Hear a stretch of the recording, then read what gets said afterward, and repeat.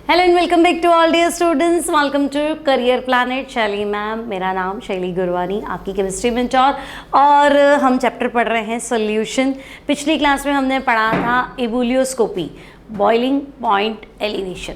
आज हम पढ़ने वाले हैं क्रायोस्कोपी, फ्रीजिंग पॉइंट डिप्रेशन। आपको पता है कॉलिगेटिव प्रॉपर्टीज़, टोटल 4 तरह की कॉलिगेटिव प्रॉपर्टीज़ होती हैं बच्चों। पहली मैंने पढ़ाई थी relative lowering of vapour pressure, वाष्प दाब में कमी हो जाती है ना, RLVP, relative lowering of vapour pressure initial के रिस्पेक्ट में। सेकेंड मैंने आपको समझाया था बॉइलिंग पॉइंट एलिवेट होना, बॉइलिंग पॉइंट का बढ़ना। आज हम पढ़ने वाले हैं फ्रीजिंग पॉइंट डिप्रेस होना, फ्रीजिंग पॉइंट में होने वाली कमी किस पे डिपेंड करती है, क्या होता है फ्रीजिंग पॉइंट, सब कुछ पढ़ने वाले हैं। ठीक है, तो फटाफट स्टार्ट करते हैं।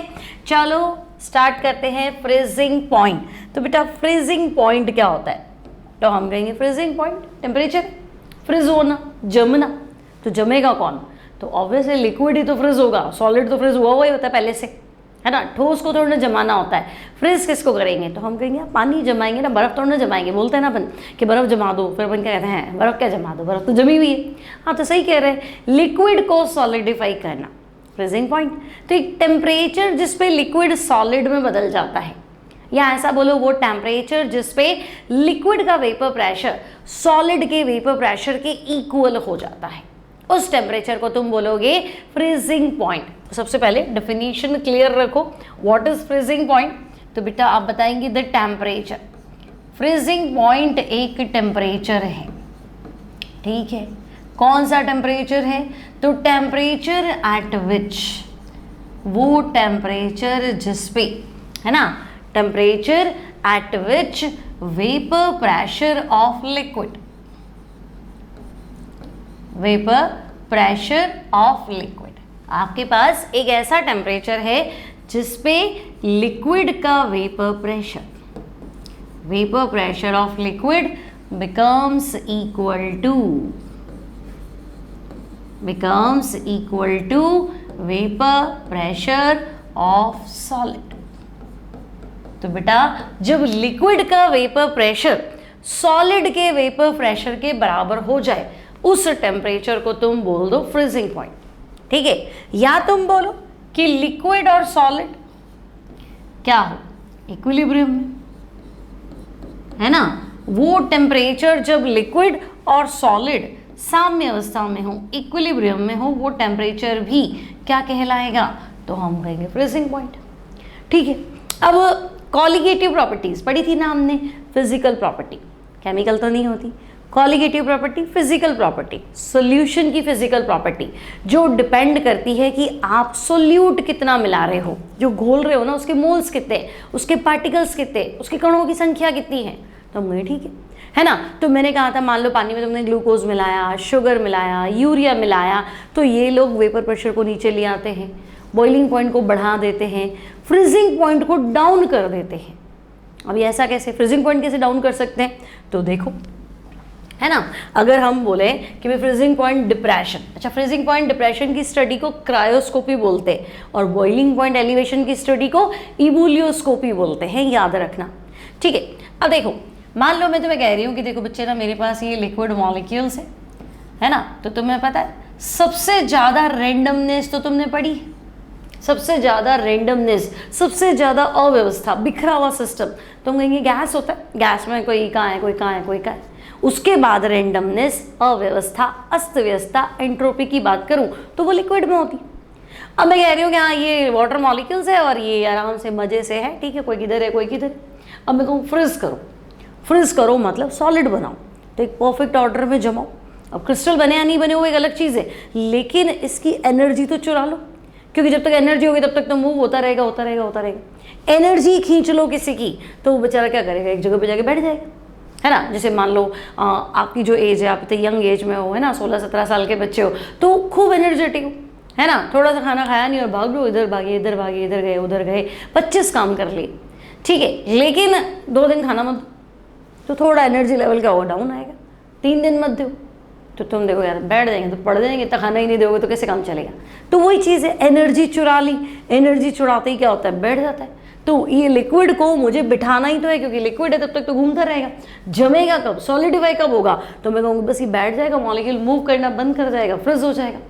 तो अगर मैं कहूँ कि इसको फ्रीज करो तो तुम कहोगे इसकी एनर्जी चुराओ। केमिस्ट्री की बात कर रहे हैं, एनर्जी मतलब हीट के फॉर्म में, इसकी हीट छीन लो। अब इसकी हीट कैसे छीन सकते हैं, तो ठंडा कर दो, कूलिंग कर दो। कूलिंग करते ही क्या हो जाएगा, सामने वाले की हीट छीन ली जाएगी। ठीक है, तो ये वाटर मॉलिक्यूल्स है ना, ये आपके वाटर मॉलिक्यूल्स है और मैं कह रही हूँ कि इसको फ्रीज करो। तो क्या तुम सबको पता है वाटर का जो फ्रीजिंग पॉइंट है बच्चे वो 0 डिग्री सेंटीग्रेड। पानी का फ्रीजिंग पॉइंट क्या होता है, 0 डिग्री सेंटीग्रेड। तो मैं ठीक, अब 0 पे क्या होगा, तो मैं कहूँगी 0 पे ही व्यवस्थित हो जाएंगे। देखो 0 डिग्री सेंटीग्रेड पे बच्चा ये सब के सब क्या हो जाएंगे, ऐसे अरेंज हो जाएंगे, सॉलिडिफाई हो जाएंगे। तो ये सॉलिडिफाई हो गया, तो मैं कहूँगी अच्छा ये लिक्विड सॉलिड में कन्वर्ट हो गया। ये तो ये टेम्परेचर क्या है, फ्रीजिंग पॉइंट है, यानी इसका वेपर प्रेशर इसका वेपर प्रेशर क्या हो गया, इक्वल।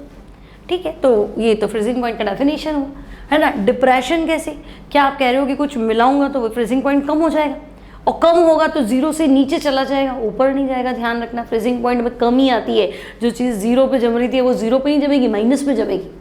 ठीक है, कैसे, तो देखो मान लो ये वाटर मॉलिक्यूल्स है, ये आपके बिखरे हुए थे, है ना। आपने कहा नहीं मैं तो इसमें नॉन वॉलेटाइल सोल्यूट मिला के रख रहा हूँ। ठीक है, और हम जो टॉपिक पढ़ रहे हैं तो मैंने आपको कहा था कि हम नॉन इलेक्ट्रोलाइट की भी बात कर लेते हैं, है ना, क्योंकि हमने वेंटो फैक्टर तो लगाया नहीं किसी फॉर्मूले में। तो हम कहेंगे ठीक है, नॉन वॉलेटाइल और नॉन इलेक्ट्रोलाइट सॉल्यूट घोल दो। ठीक है, तो हम कहेंगे लो घोल दिया, है ना। अब मैं कहूँगी इसको फ्रीज करो, है ना। इसका क्या करना है, तुम्हें फ्रीज करना है, फ्रीजिंग पॉइंट बताओ। तो तुम सोचो कि पहले इन्हीं की हीट चुरानी थी, है ना, तो 0 पे इनमें से सारी हीट खींच ली, ये सॉलिडिफाई हो गए। अब इनको मैं कहने वाली जम जाओ भी 0 टेम्परेचर ले आती हूँ, है ना। तो ये बीच में शुगर है या ग्लूकोज है या यूरिया है, तो ये कहेगा मैं तो जमा हुआ ही हूँ, मैं क्यों जमूंगा, है ना। पानी में नमक मिलाया, ग्लूकोज मिलाया, शुगर मिलाया, यूरिया मिलाया, इनको थोड़ा फ्रिज होना है, तो ऑलरेडी फ्रिज है। तो ये कहेंगे हम तो फ्रिज होंगे नहीं और तुम्हें फ्रिज होने देंगे नहीं, सीधी सी बात है ना। मैंने पिछली बार भी कहा था पानी में शुगर मिलाया कि मैं तो बॉयल होऊंगा नहीं और तेरे को बॉयल होने दूंगा नहीं, तो बॉइलिंग पॉइंट बेचारे का बढ़ा देते हैं, वेपर प्रेशर डाउन कर लेते हैं। फ्रीजिंग पॉइंट में भी यही समस्या है, आप हो रहे थे ना फ्रिज, आराम से 0 पे फ्रिज हो रहे थे, लेकिन अब ये बीच में आ गए तो भाई हमें तो पढ़ना नहीं और तुम्हें पढ़ने देंगे नहीं। तो हम कहेंगे ये तो गड़बड़ कर दी इसने। तो बीच बीच में ये जो मॉलिक्यूल आते हैं ना बच्चे, ये परेशान करते हैं, है ना। ये बेचारा फ्रिज तो हो जाता, लेकिन ये कहेगा देखो अब मैं ऐसा वाटर तो हूँ नहीं, अब मैं सॉल्यूशन हूँ, है ना। कुछ घोलोगे तो मैं सॉल्वेंट तो रहा नहीं, या तो वाटर मॉलिक्यूल्स थे तो ये सॉल्वेंट था। तुमने कहा नहीं मैं तो कुछ मिलाऊंगा, तो मिला लो, तो कुछ मिलाने के बाद बेचारा सॉल्वेंट तो रहा नहीं, सॉल्यूशन बन गया। और ये बीच बीच में शुगर इसको तंग करेगी कि नहीं भाई हम तो ना खुद जमेंगे ना तुम्हें जमने देंगे। अब हम भी शैतान जमा के मानेंगे भाई, नहीं जमने देंगे का क्या मतलब है ना, दादागिरी थोड़ा में, हम भी जमा के मानेंगे। ठीक है, 0 नहीं तो 0 से नीचे करो और ठंडा करो, ठीक है ना। एनर्जी तो छीननी है ना। तो भाई होता है ना किसी को 3 दिन खाना नहीं दिया तब भी बराबर चले जा रहा है, तो ठीक है 4 दिन मत दो, 5 दिन मत दो, आखिर तो बैठेगा। तो आखिर क्या है, 0 से नीचे चला गया, है ना। वो आखिर कब आएगा कि भाई 0 पे तो नहीं जमूंगा, तो चल और माइनस में जा और माइनस में जा, कभी तो जमेगा। तो तुम क्या देख रहे हो कि अच्छा भाई ये ऐसी सिचुएशन आएगी ना तो फ्रीजिंग पॉइंट 0 से नीचे चला गया, है ना। तो मैं कह दूँ ये एक्वस सॉल्यूशन है, क्योंकि मैंने 0 लिया है ना बेटा यहाँ पे, तो ये एक्वस सॉल्यूशन की बात कर रही हूँ, है ना। तो पानी 0 पे जमता है, पानी में कुछ मिलाओगे तो 0 से नीचे पे जमेगा, यानी फ्रीजिंग पॉइंट में कमी आएगी। फ्रीजिंग पॉइंट क्या हुआ, पहले 0 था अब 0 से कम हुआ, मतलब तो तुम कहोगे फ्रीजिंग पॉइंट में कमी आएगी। फ्रीजिंग पॉइंट में आने वाली इस कमी को, decrease in freezing point is called freezing point depression. Clear है। जब एक सॉल्वेंट में नॉन वॉलेटाइल सॉल्यूट मिलाते हो, नॉन वॉलेटाइल सॉल्यूट सॉल्वेंट के बीच बीच में आ जाता है, अब वो उसको फ्रीज होने में परेशान करता है, हमें कूलिंग बढ़ानी पड़ती है, तो कूलिंग बढ़ाने से फ्रीजिंग पॉइंट नीचे चला जाता है। इस नीचे जाने को, फ्रीजिंग पॉइंट में होने वाली कमी को फ्रीजिंग पॉइंट डिप्रेशन कहते हैं। क्लियर है इतनी बात, है ना। तो आप क्या बताओगे, यहाँ स्पेस था क्या, हमारे पास नहीं था, चलो आप क्या बताओगे कि भाई देखो, अगर हमारे पास एक नॉन वॉलेटाइल सॉल्यूट है ना, व्हेन अ नॉन वॉलेटाइल, ठीक है, नॉन इलेक्ट्रोलाइट लिखोगे तब भी ठीक है, नहीं लिखोगे तब भी ठीक है ना। तो non volatile solute is added to solvent, ठीक है। तो हमें तो पता है नॉन वॉलेटाइल सॉल्यूट मिलाएंगे तो वेपर प्रेशर कम हो जाता है, बॉइलिंग पॉइंट बढ़ जाता है, फ्रीजिंग पॉइंट क्या हो जाता है, कम हो जाता है, ठीक है। तो तुम क्या लिखोगे, freezing point of solution decreases. जब भी अगर आप नॉन वॉलेटाइल सॉल्यूट मिलाओगे तो फ्रीजिंग पॉइंट क्या हो जाएगा, डिक्रीज हो जाएगा।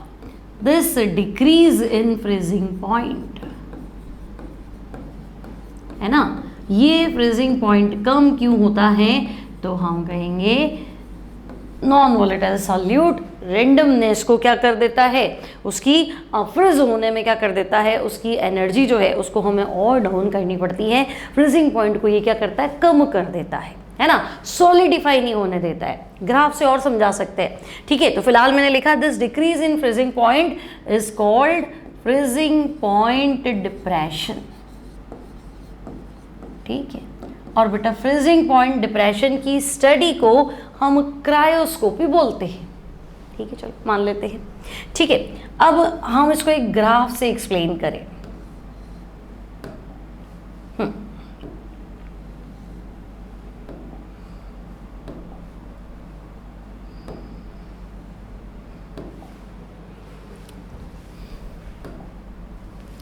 देखो ग्राफ से कैसे एक्सप्लेन करें कि भाई आपने कहा फ्रीजिंग पॉइंट क्या होता है, तो मैंने कहा लिक्विड का वेपर प्रेशर अगर सॉलिड के वेपर प्रेशर के बराबर हो जाए। अच्छा, बहुत बार तो ये गलतफहमी है कि सॉलिड का आएगा वेपर प्रेशर, सॉलिड का भी वेपर प्रेशर होता है। कैसे? तो मुझे एक चीज़ बताओ कि घर में कपूर की गोलियां होती है, नैफ्थलीन बॉल्स से बोलते हो, है ना, नैफ्थलीन ही होता है एक्चुअली। तो नैफ्थलीन क्या हो जाता है, उड़ जाता है ना। तो हम कहेंगे नैफ्थलीन की गोलियां हैं, आप खुली छोड़ दो तो थोड़ा टाइम में क्या होती है, इवैपोरेट हो जाती है। बाथरूम में जितने भी एयर फ्रेशनर्स यूज़ करते हैं सॉलिडिफाई तो होते हैं और धीरे धीरे क्या हो जाते हैं, गायब हो जाते हैं। तो हम कहेंगे हाँ ये चीज़ें तो क्या हो जाती, गायब हो जाती, मतलब सॉलिड जो है वो क्या हो गया, इवैपोरेट हो गया। तो इवैपोरेशन तो लिक्विड की प्रॉपर्टी है ना, लेकिन हम कहेंगे नहीं ये सॉलिड है। कुछ कुछ सॉलिड ऐसे होते हैं जो सीधे लिक्विड में आए बिना और क्या हो जाते हैं, इवैपोरेट हो जाते हैं, मतलब वेपर बनाते, है ना। तो वेपर बनाते तो वेपर प्रेशर तो होगा ही ना। अब इनका वेपर प्रेशर ज़्यादा है, फटाफट वेपर बना लेते हैं, किसी का वेपर प्रेशर कम हुआ है, किसी का और कम होगा। वेपर प्रेशर होता है, सबका होता है, ठीक है। तो हम कहेंगे ओके, है ना। तो मेरे पास देखो प्योर लिक्विड है और सॉल्वेंट, मेरे पास पहले से पानी होता है और बाद में क्या होता है, पानी में कुछ मिला लेते हैं। तो मुझे तो पता है सॉल्वेंट का वेपर प्रेशर ज़्यादा होता है, सोल्यूशन का वेपर प्रेशर नीचे होता है। ये चीज़ तो मुझे क्लियर थी। तो यही तो ग्राफ है, देखो ये लिक्विड सॉल्वेंट है, इसका वेपर प्रेशर ज़्यादा है, और ये सोल्यूशन है, इसका वेपर प्रेशर कम। अब हमने क्या किया, तो देखो हमने यहाँ लिया है फ्रोजन सॉल्वेंट, है ना। ये पानी को मैंने पहले ही जमा दिया और देखो ये पानी जो है ये इस टेम्परेचर पे फ्रीज हो रखा है, ठीक है। तो बच्चे मुझे तो सॉल्वेंट का वेपर प्रेशर कम करना है ना, मुझे बॉइल थोड़ा ना करना है कि वेपर प्रेशर बढ़ाऊं, मुझे वेपर प्रेशर क्या करना है, कम करना है। तो जब मैं सॉल्वेंट का वेपर प्रेशर क्या करूं, कम करते करते करते करते करते करते इसके सॉलिड के वेपर प्रेशर को टच कर लूं, तो ये पॉइंट इसका फ्रीजिंग पॉइंट हो जाएगा। तो बात तो सही है कि सॉल्वेंट का वेपर प्रेशर घटाते घटाते अगर ये सॉलिड के वेपर प्रेशर के बराबर हो गया तो ये सॉल्वेंट का फ्रीजिंग पॉइंट हो जाएगा, ठीक है। डेफिनेशन क्या था कि लिक्विड का वेपर प्रेशर सॉलिड के वेपर प्रेशर के बराबर हो जाए। बात क्लियर है ना।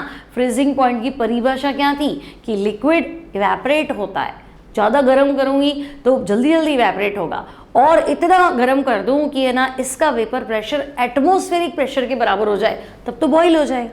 तो मुझे बॉईल तो नहीं करना है ना, मुझे तो इसको बचाना है, बिल्कुल भी नहीं इवैपोरेट होने देना है, मुझे तो इसको ठोस में बदलना है, सॉलिड में बदलना है। तो मैं कहूँगी अब इसका वेपर प्रेशर घटाना चालू करो, तो कूलिंग चालू करो। तो कूलिंग चालू करते करते करते करते तुम इसका वेपर प्रेशर सॉलिड के वेपर प्रेशर के बराबर पहुँचा दो। मतलब कम करो इसका वेपर प्रेशर, क्योंकि सॉलिड तो वेपर बनाएगा नहीं, तो इसकी भी वेपर नहीं बननी चाहिए, इसको फ्रीज करना है, तो इसका वेपर प्रेशर कम करो। तो हम कहेंगे ठीक है, तो देखो ये सॉल्वेंट है, आप नीचे उतर रहे हो और देखो टेम्परेचर पीछे जा रहा है, कूलिंग कर रहे हो, है ना, ये वेपर प्रेशर टेम्परेचर में कर रहे हैं। तो मैंने कहा वेपर प्रेशर कम करो कम करो कम करो कम करो कम करो। तो जब तुम यहाँ आए ना बेटा, तो क्या हुआ, इसका वेपर प्रेशर सॉलिड वाली लाइन को टच कर गया। तो हमने यही तो सीखा था कि जब लिक्विड का वेपर प्रेशर सॉलिड के वेपर प्रेशर के बराबर हो तो इस टेम्परेचर को फ्रीजिंग पॉइंट बोलते हैं। ठीक है, तो अब हम सॉल्वेंट से तो मानते नहीं, हमने कहा अच्छा ठीक है भाई, तुम्हें तो यहाँ टच कर लिया तो ये तुम्हारा फ्रीजिंग पॉइंट। इसके बारे में बात करो तो इसको भी तो टच कराओ यहाँ जाके, है ना। तो जब सॉल्यूशन का वेपर प्रेशर, है ना, सॉल्यूशन का वेपर प्रेशर देखो ये यहाँ आएगा टच करने इसको, है ना, ये यहाँ आएगा। तो जब सॉल्यूशन का वेपर प्रेशर भी इसको टच करेगा तो वो टेम्परेचर सॉल्यूशन का फ्रीजिंग पॉइंट है।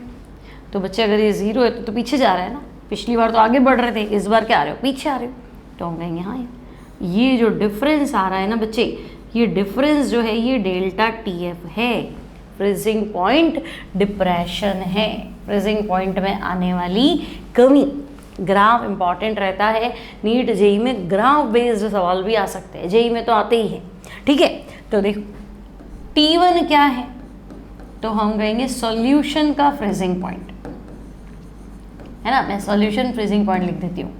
TF क्या है, तो भाई ये सॉल्वेंट का फ्रीजिंग पॉइंट। और डेल्टा TF क्या है, इन दोनों का डिफरेंस, 0 से पीछे जाओ, फ्रीजिंग पॉइंट में आने वाली कमी, तो ये है freezing point depression, delta TF, है ना। यानी तुम्हें पता होना चाहिए TF ज़्यादा रहेगा, T1 कम रहेगा। तो बॉइलिंग पॉइंट तो एलिवेट होता है, बढ़ता है, और फ्रीजिंग पॉइंट डिप्रेस होता है, कम होता है। मतलब पानी में अगर शुगर मिला दो तो 100 पे नहीं उबलेगा, पानी 100 पे बॉईल हो रहा था, शुगर मिलाते हुए 100.1 100.2 पे बॉईल होगा। लेकिन अगर मैं पानी में वही शुगर मिला दूं तो वो 0 पे फ्रीज नहीं होगा, वो माइनस में फ्रीज होगा। तो बॉइलिंग पॉइंट का एलिवेशन होता है, फ्रीजिंग पॉइंट का डिप्रेशन होता है। बात क्लियर है? ठीक है, तो हम कहेंगे चलो मान ली ये सारी बातें। अब बच्चे फ्रीजिंग पॉइंट डिप्रेशन जो है ना, एक्सपेरिमेंटली क्या मिला हमें कि भाई freezing point depression molality of solution के डायरेक्टली प्रोपोर्शनल है। तुमने सॉल्यूट के कितने मोल्स मिलाए, तो वैसे भी कॉलिगेटिव प्रॉपर्टी है। कॉलिगेटिव प्रॉपर्टी का मतलब ये होता है जो मोल्स पर डिपेंड करता है। ठीक है, लेकिन यहाँ शर्तें देखो, या मैं यहाँ लिख देती हूँ डेल्टा TF, प्रोपोर्शनैलिटी कांस्टेंट जो है यहाँ पे KF है, KF इंटू मोलालिटी। ठीक है, KF को हम बोलेंगे मोलर एलिवेशन कांस्टेंट। भाई हर लिक्विड का अलग होगा ना, पानी का अलग होगा, बेंजीन का अलग होगा, तो ये है मोलर एलिवेशन कांस्टेंट। ठीक है, लेकिन यहाँ मैंने वेंट ऑफ फैक्टर नहीं लिया, आई नहीं लिया, क्योंकि मैं तो शुरू से मान रही हूँ कि मैं नमक नहीं घोलूंगी, वो जाके 1 का 2 हो जाता है। मैं क्या मान रही हूँ, मैं तो ग्लूकोज घोल रही हूँ, मैं शुगर डिसॉल्व करूँगी, मैं यूरिया डिसॉल्व करूँगी, जहाँ पे उसके टुकड़े ना हो, ना एसोसिएशन हो ना डिसोसिएशन हो। ठीक है, तो ये कब है, जब तुम नॉन इलेक्ट्रोलाइट सॉल्यूट घोलते हो, है ना। मैंने तुम्हें क्वेश्चन कराए थे बेटा पिछले उसमें टर्म पे, तो नॉन इलेक्ट्रोलाइट NaCl वगैरह होगा तो फिर पार्टिकल्स की संख्या से मल्टीप्लाई कर देंगे ऐसे। तो हम कहेंगे चलो ठीक है, ये भी एक फॉर्मूला बना हमारे पास। तो अब मेरे पास कुछ चीज़ें क्लियर होगी कि भाई एक तो मेरा फॉर्मूला है delta TF equals to KF into molality, delta TF equals to KF into molality. और दूसरा मेरा फॉर्मूला है delta TF equals to 1000 into KF into small w upon capital W small m, है कि नहीं, है ना। स्मॉल w, भाई मोलालिटी क्या होता है, मोल पर kg, मोलालिटी क्या होता है, मोल पर kg, और मोल क्या होता है, मास अपॉन मोलर मास। ठीक है, तो मोलालिटी का फॉर्मूला सिखाया था ना बेटा तुम्हें, डे 1 डे 2 ही तो पढ़ा था हमने। मोलालिटी का फॉर्मूला क्या होता है, सोल्यूट का मास, सोल्यूट का molar mass into 1 upon solvent का मास। मान लो ये ग्राम्स में है तो फिर मुझे यहाँ किलोग्राम है तो 1000 से डिवाइड करो, 1000 ऊपर आ जाएगा। तो मैंने इसकी जगह ये रख दिया फॉर्मूला, यहाँ पहुँच गए। ठीक है, स्मॉल w और कैपिटल W ध्यान रखना, छोटा w सॉल्यूट के लिए है, तुम चाहो तो 1 2 भी लिख सकते हो, और कैपिटल W बेटा सॉल्वेंट के लिए है ना। स्मॉल m सॉल्यूट का मोलर मास है, स्मॉल m सॉल्यूट का मोलर मास है। Kf तुम्हारा मोलर डिप्रेशन कांस्टेंट है। पिछली बार क्या था, एलिवेशन मैंने एलिवेशन ही लिखा, मुझे लगा है ना। Kf क्या है बेटा, Kf मोलर डिप्रेशन कांस्टेंट है। तुम चाहो तो इसको क्रायोस्कोपिक कांस्टेंट भी बोल सकते हो, क्रायोस्कोपिक कांस्टेंट है ना। गलती हो जाए तो लिख दिया करो कमेंट में ना, मोलर डिप्रेशन कांस्टेंट है, क्रायोस्कोपिक कांस्टेंट है ये, ठीक है। और ये सब तो चीज़ें क्लियर ही है तुम्हारे पास, है ना। अब Kf निकालने के लिए हमने एक वेंट ऑफ फैक्टर या वेंट ऑफ इक्वेशन, Kf निकालने के लिए वेंट ऑफ इक्वेशन क्या है, तो हम कहेंगे mRTF² upon 1000 into delta HF, है ना। Kf फाइंड करने के लिए हमारे पास एक वेंट ऑफ इक्वेशन है, इसको हम बोलेंगे van't Hoff equation, van't Hoff equation to calculate Kf क्या है ये, तो हम कहेंगे mRTF का square upon 1000 into delta HF। m solvent का molar mass, r gas constant, TF freezing point of solvent. भाई आप पानी की बात करो तो पहले फ्रीजिंग पॉइंट इसका 0 है या 273 है ना, 273.15 केल्विन में, ठीक है। तो ये Kf के लिए, मतलब Kf फाइंड करने के लिए डेल्टा HF क्या है, हीट ऑफ फ्यूजन, ठीक है। तो m क्या है, तो हम कहेंगे molar mass of solvent. r क्या है, तो बच्चे r आपका गैस कांस्टेंट, ठीक है। TF क्या है, तो फ्रीजिंग पॉइंट ऑफ सॉल्वेंट, और डेल्टा HF क्या है, तो हम कहेंगे डेल्टा HF हमारा है हीट ऑफ फ्यूजन, गलन की ऊष्मा। अगर आप हिंदी में पढ़ रहे हैं तो गलन की ऊष्मा, हीट ऑफ फ्यूजन, ठीक है। बात समझ में आ गई। पहला सवाल बनेगा फ्रीजिंग पॉइंट क्या है, तो तुम कहोगे फ्रीजिंग पॉइंट एक टेम्परेचर है जब सॉलिड का वेपर प्रेशर, है ना, या जब लिक्विड का वेपर प्रेशर सॉलिड के वेपर प्रेशर के बराबर हो जाए, क्योंकि सॉलिड तो फ्रिज ही हुआ ना, फ्रिज तो मुझे लिक्विड को करना है, तो लिक्विड चला जाएगा सॉलिड स्टेट में, दोनों के बीच में इक्विलिब्रियम साम्य अवस्था। फिर तुम कहोगे कि भाई ना हर सॉल्वेंट का, हर लिक्विड का फ्रीजिंग पॉइंट तो फिक्स होता है, उसमें तो छेड़ा-छेड़ी है ही नहीं, लेकिन जैसे ही मैं उसमें सॉल्यूट मिलाऊँ, नॉन वॉलेटाइल सॉल्यूट मिलाऊँ, नॉन इलेक्ट्रोलाइट भी मिला लेता हूँ, तो फ्रीजिंग पॉइंट में कमी आती है, क्योंकि वेपर प्रेशर कम हो जाता है, फ्रीजिंग पॉइंट में भी क्या आ जाएगी, कमी आएगी। ग्राफ से देखा था, है ना, ग्राफ से हमने क्या सीखा था, देखो ग्राफ से हमने क्या सीखा था कि भाई आपका मान लो ये सॉलिडिफाइड है ना, ये आपका सॉलिडिफाइड सॉल्वेंट है, मतलब बर्फ जमी हुई है ऐसा मान लो, तो ठीक है, ये बर्फ का वेपर प्रेशर है। अब तुम कहोगे वाटर, और ये शुगर वाला वाटर, वेपर प्रेशर कर्व तो ये था, तो वाटर इसको टच करेगा, बिल्कुल, तो जब वाटर इसको टच करेगा ना ये, तो ये वाटर का फ्रीजिंग पॉइंट है, तो बेटा ये तो नीचे चला गया, तो ये टच करेगा तो और नीचे जाना पड़ेगा, तो ये सॉल्यूशन का फ्रीजिंग पॉइंट है। तो हम देख रहे हैं तो कम हो रहा है, भाई तुम तो पीछे जा रहे हो, तो ये जो कमी है ये फ्रीजिंग पॉइंट डिप्रेशन, तो वो और ग्राफ बनाओगे तो और नीचे जाएगा, तो कमी तो और बढ़नी है, इसको और नीचे जाना पड़ेगा, है ना। तो जितने ज़्यादा, और फिर मैंने तुम्हें सिखाया था कि कर्व्ड नहीं होते, ये स्ट्रेट लाइन में आ जाते हैं, डाइल्यूट सॉल्यूशंस के लिए थे स्ट्रेट लाइन में आ जाते हैं ऐसे, ठीक है। तो ये फ्रीजिंग पॉइंट डिप्रेशन एक कॉलिगेटिव प्रॉपर्टी है, क्योंकि डेल्टा TF सॉल्यूट के मोल्स पे डिपेंड करता है, ठीक है। अब हम बात कर रहे थे डिप्रेशन कांस्टेंट की, है ना, ये सब हमने पढ़ लिया, वेंट ऑफ इक्वेशन। अब देखो डिप्रेशन कांस्टेंट और एलिवेशन कांस्टेंट दोनों की बात कर लेते हैं। यूनिट दोनों की किलो केल्विन मोल इनवर्स है ना, Kb की यूनिट क्या है, किलो केल्विन मोल इनवर्स, और Kf की यूनिट भी क्या है, किलो केल्विन मोल इनवर्स। अब ये NCERT का डेटा है, देखो वाटर का बॉइलिंग पॉइंट 100 डिग्री सेंटीग्रेड, या आप बोलो 100 मतलब 373.15 केल्विन, क्योंकि 0 डिग्री सेंटीग्रेड को 273.15 एग्जैक्ट बोला जाता है, तो हम कहेंगे ठीक है। अब वाटर का K B 0.52 kilo kelvin mole inverse. फिर वाटर का फ्रीजिंग पॉइंट 273, 0 डिग्री सेंटीग्रेड 273 पे फ्रीज हो रहा है। और के एफ देखो तो के एफ वाटर का कितना है 1.86। सिमिलरली इथेनॉल, तो इथेनॉल का के बी है 1.20 और इथेनॉल का के एफ है 1.99। याद नहीं करना, एक बार नज़र में से निकालना है, थोड़ा आइडिया रहेगी। अच्छा ठीक है ना। बेंजीन का फ्रीजिंग पॉइंट ये है 353.3, बेंजीन का के बी 2.53 और बेंजीन का के एफ 5.12। ठीक है, अब ये सब ठीक है, एक बार नज़र में से निकालने का। हाँ भाई के बी के एफ की वैल्यू सॉल्वेंट के नेचर पर डिपेंड कर रही है, पानी का अलग है, बेंजीन का अलग है, अल्कोहल का अलग है। ठीक है, दूसरी बात तो हम कहेंगे चलो ये सॉल्वेंट की नेचर पर डिपेंड कर रही है।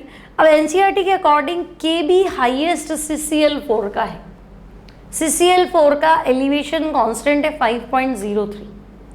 ठीक है, सिमिलरली KF जो है वो भी हाईएस्ट CCl4 का है और ये वैल्यू हमें दी हुई है 31.8 किलो केल्विन मोल इनवर्स।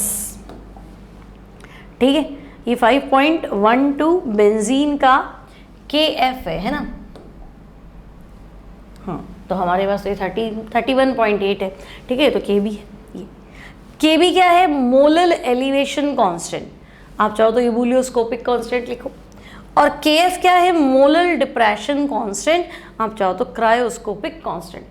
तो भाई ये एनसीईआरटी का डेटा है, एनसीईआरटी ने दे रखा है। जितने भी हमने 5-7 जो भी एग्जाम्पल दिए हुए हमें, CCl4 का KB हाईएस्ट है और CCl4 का KF जो है वो हाईएस्ट है। ये डेटा बेस्ड वैल्यू, तो एक बार दिमाग में रखना, क्योंकि ले देखिए पेपर जो है वो पूरा एनसीईआरटी से छप रहा है, तो चीज़ें पता होनी चाहिए। क्यों नहीं करी तो उन्हें पढ़ाई नहीं, ऐसा नहीं होना चाहिए। थोड़ा हालांकि डेटा बेस्ड क्वेश्चन नहीं आते, लेकिन फैक्ट है ना कि हाँ इसका है ज़्यादा।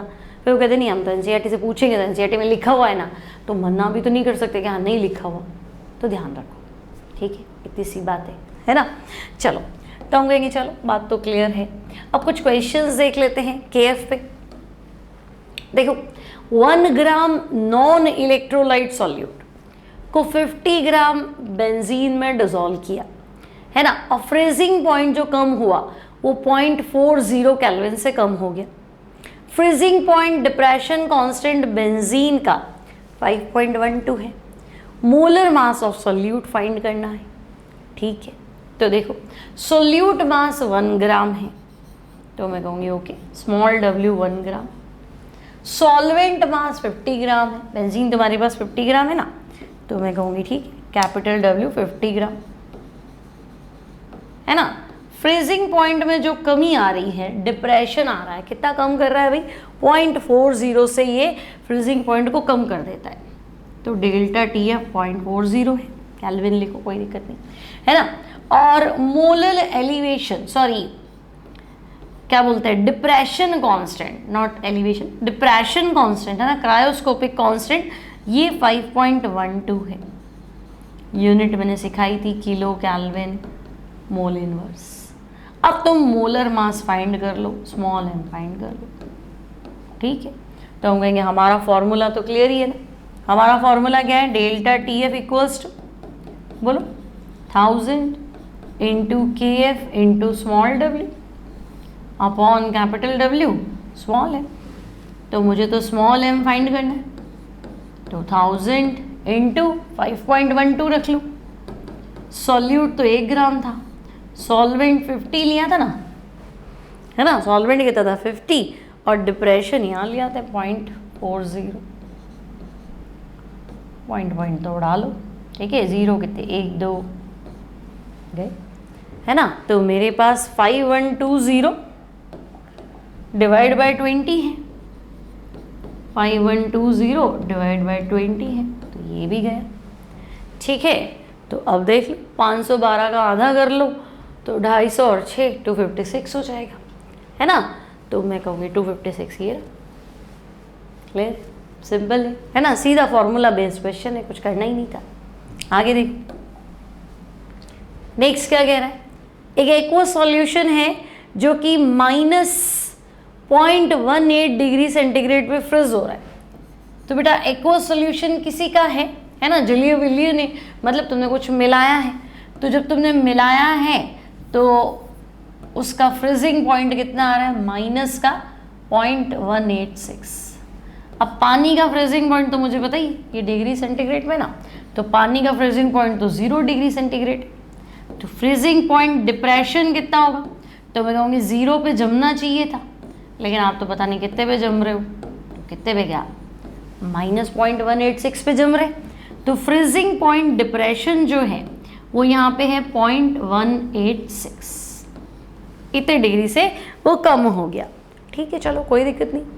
केएफ दिया है, केबी दिया है, बॉइलिंग पॉइंट एलिवेशन निकालो। सेम सॉल्यूशन में बॉइलिंग पॉइंट एलिवेशन निकालो, है ना। तो देखो सॉल्वेंट फिक्स है, दोनों बातें पानी की चल रही है, तो पानी का केबी और केएफ अलग अलग होगा।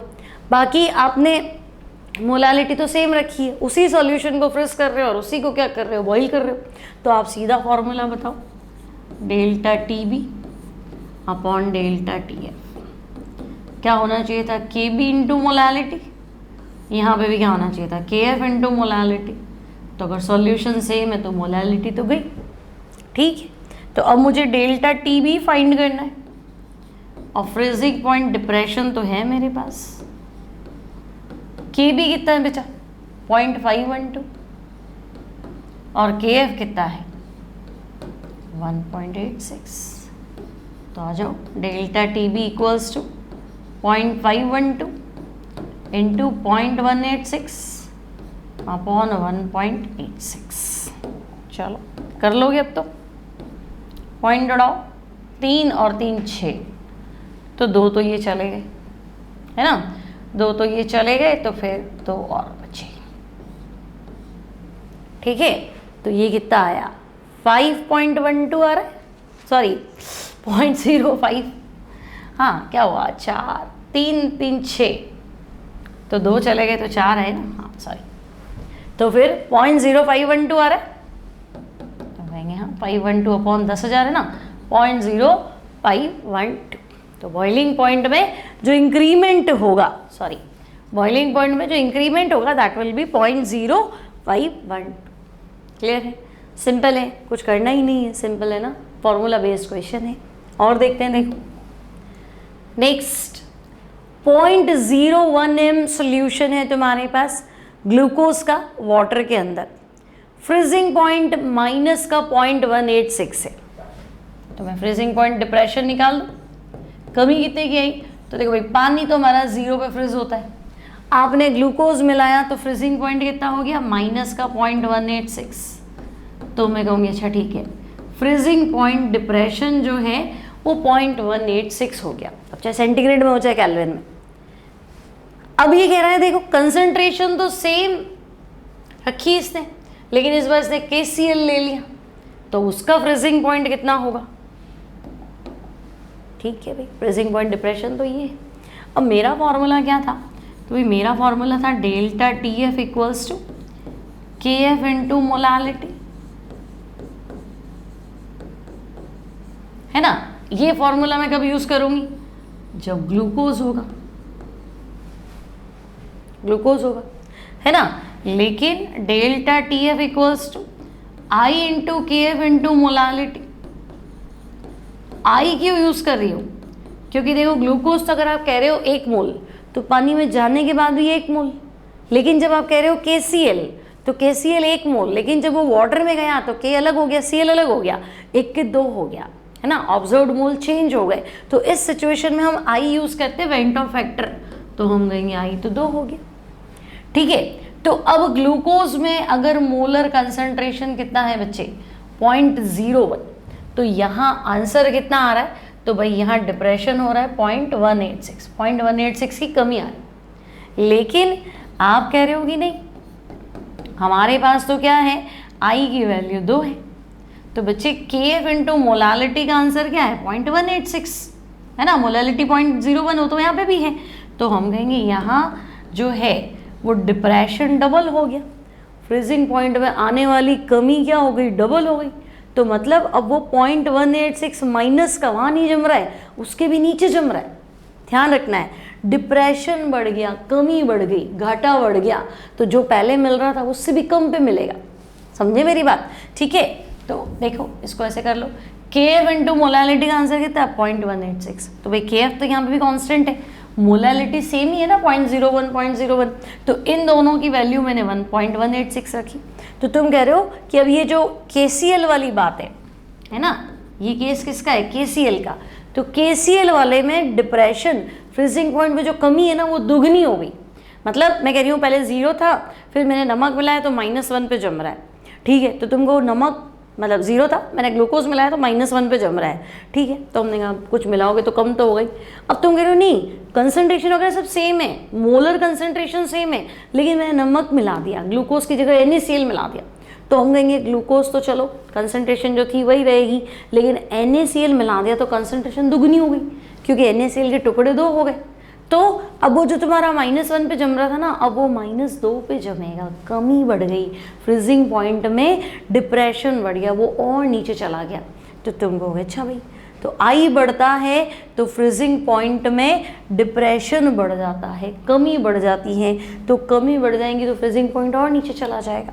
तो मैं कहूँगी अब ये -0.186 पे नहीं जमेगा, इससे ऊपर जमे, सॉरी इससे भी नीचे जमेगा, लोअर देन, इसके भी नीचे चला जाएगा। डिप्रेशन ये हो गया। समझे ना मेरी बात? क्लियर है कॉन्सेप्ट? नहीं तो कमेंट बॉक्स में लिख देना, वापस एक बार अगली क्लास में एक्सप्लेन कर दूँगी। मेरे हिसाब से समझ में आ जाना चाहिए था। पहले ये चीज़ -0.186 थी, अब ये जो चीज़ है ये इसकी दुगनी हो चुकी है, डेल्टा TF जो है ये दुगना हो चुका है, ऐसे, ठीक है। नेक्स्ट देखो, during freezing of an aqueous solution of sodium chloride there exist an equilibrium between. अब मैं चाह रही हूँ कि सोडियम क्लोराइड मतलब पानी में नमक घोल दो और उसको फ्रीज करो, ठीक है। तो जब हम फ्रीज करते हैं तो साम्य अवस्था आती है, इक्विलिब्रियम आता है। किसमें? तो अगर मैं पानी को फ्रीज करती हूँ तो पानी ही फ्रीज होगा। मैंने तुम्हें अभी क्या सिखाया था कि पानी में ग्लूकोज डाल दो, नमक डाल दो, तो वो कहेगा मैं तो जमा हुआ हूँ, मुझे थोड़ा ना फ्रीज होना है। पानी में अगर ग्लूकोज मिलाओगे तो ग्लूकोज को तो ना फ्रीज होना है, वो तो सॉलिड ही था और तो इतना छोटा है कि वो ठीक है एडजस्ट हो। फ्रीज तो मुझे वाटर मॉलिक्यूल को करना है। तो इक्विलिब्रियम किस में होगा? तो मैं कहूँगी वाटर लिक्विड और वाटर सॉलिड, इसमें इक्विलिब्रियम होगा। नमक का क्या है? कुछ ही मिलाओ, वो तो ठोस ही है, उसको काहे को लेना है बीच में। तो अब तुम बताओ, तो वाटर मतलब सॉल्वेंट हो गया, तो भाई लिक्विड सॉल्वेंट और सॉलिड सॉल्वेंट, इसके बीच में क्या होगा? इक्विलिब्रियम। यही तो पढ़ा था थियरी में। तो हाँ, जब भी फ्रीजिंग पॉइंट की बात करोगे या फ्रीजिंग पॉइंट डिप्रेशन भी होगा तो हमारे कोई फर्क नहीं पड़ता, इक्विलिब्रियम हमेशा लिक्विड सॉल्वेंट और सॉलिड सॉल्वेंट के बीच में होगा, ठीक है। इतनी बात क्लियर है? आगे देखो, boiling point of 1 molal KCl solution बताना है, इसको KB दे रखा है, ठीक है। अब देखो बॉइलिंग पॉइंट एलिवेशन का भी फॉर्मूला आता है हमें। फॉर्मूला क्या होता है? KB into molality. लेकिन ये तो तब लगाते थे जब नॉन इलेक्ट्रोलाइट आयंस में नहीं टूटता था। तुम तो कह रहे हो नहीं KCl, तो KCl तो 2 पीस बनाएगा, K प्लस Cl माइनस, इसका वेंटो फैक्टर तो 2 हो जाएगा। ऑब्जर्व्ड मोल आप एक सोच रहे हो पर पानी में जाके तो 2 हो गया। तो हमने सिखाया था ना, आती के दांत खाने के और होते हैं, दिखाने के और होते हैं। तो दिखाने में तो आप एक दिखा रहे हो पर अंदर जाके तो 2 हो रहा है ना, तो यहाँ I2 हो जाएगा बेटा। तो हम कहेंगे इसका KCl है ना, तो इसका वेंटो फैक्टर 2 है, KB तुम्हारा 0.52 है और मोलालिटी तुम्हारी 1 है। तो अब देखो बॉइलिंग पॉइंट में इंक्रीमेंट बढ़ेगा, कितना बढ़ेगा? तो 52 का डबल कितना होता है? 104, तो ये 1.04। लेकिन इतना बॉइलिंग पॉइंट बढ़ेगा, एक्वस है ना, तो बॉइलिंग पॉइंट बताओ, तो हम कहेंगे देखो 100 तो पहले ही था और अब ये इतना बढ़ जाएगा आंसर डिग्री सेंटीग्रेड में सारे। तो मैं कहूँगी 100 तो पहले ही था, अब ये इतना बढ़ जाएगा, तो ये 101.04 डिग्री सेंटीग्रेड हो जाएगा। कहाँ है? हाँ ये रहा ना, 101.04 डिग्री सेंटीग्रेड हो जाएगा। समझ में आ गई मेरी बात? ठीक है। तो ये कुछ क्वेश्चन थे हमारे फ्रीजिंग पॉइंट और फ्रीजिंग पॉइंट डिप्रेशन पे। आई होप समझ में आ गया होगा लेक्चर। ठीक है, तो थोड़ा बेटा प्लीज़ लाइक कर दिया करो, शेयर कर दिया करो, कमेंट कर दिया करो, ताकि जोश बना रहे, आपको आगे से आगे अच्छे से अच्छे लेक्चर्स प्रोवाइड करें, है ना। शेयरिंग थोड़ी सी मुझे लगता है कम है, आप लाइक तो कर देते हो, अच्छे कमेंट्स भी कर देते हो, बट कहीं ना कहीं शेयरिंग में हम पीछे रह जाते हैं। तो प्लीज़ अपने जूनियर्स के साथ, फ्रेंड्स के साथ और क्लास में, स्कूल ग्रुप, इन सब के साथ आप इसको थोड़ा शेयर कीजिए। मिलते ही नेक्स्ट टाइम नेक्स्ट क्लास में। Till then, take care and bye bye.